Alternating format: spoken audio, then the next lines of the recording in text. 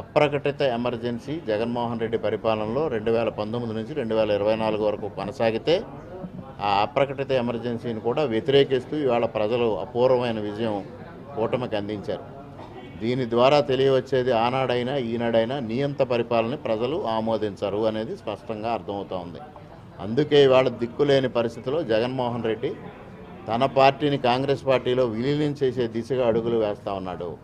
నిన్నటి రోజున బెంగళూరులో డీకే శివకుమార్తో భేటీ అయి వైఎస్ షర్మిల్ని కాంగ్రెస్ పార్టీ నుంచి బయటకు పంపిస్తే తన పార్టీ విలీనం చేయడానికి సంసిద్ధమని వ్యక్తం చేసే నిస్సహాయ స్థితికి జగన్మోహన్ రెడ్డి వెళ్ళిపోవడం జరిగింది. తనతో గెలిచిన 11 మంది ఎమ్మెల్యేల్లో ఎంతమంది తనతో ప్రయాణం చేస్తారో తెలియని పరిస్థితి, గెలిచిన 9 పార్లమెంటు సభ్యుల్లో ఎంతమంది తనతో ప్రయాణం చేస్తారో తెలియని పరిస్థితి, ఉన్న రాజ్యసభ సభ్యులు తనతో ఉంటారో లేనో తెలియని పరిస్థితి. ఇటువంటి పరిస్థితిలో దిక్కుతోచని పరిస్థితి. అంటే సాక్షాత్తు పులివెందులకు వెళ్తే కార్యకర్తలే తన ఇంటిపైన దాడి చేస్తే నిస్సహాయ స్థితిలో పడిపోయిన వైఎస్ జగన్మోహన్ రెడ్డి కడప జిల్లాలో ఓడిపోయిన అభ్యర్థులు కానీ గెలిచిన అభ్యర్థులు కానీ కనీసం పులివెందుల రాజప్రసాదం వైపు చూడని పరిస్థితి. ఇటువంటి పరిస్థితిలో దిక్కుతోచకి వీళ్ళ కాంగ్రెస్ పార్టీని ఆశ్రయించే దిశగా ముందుకెళ్తా ఉన్నారు.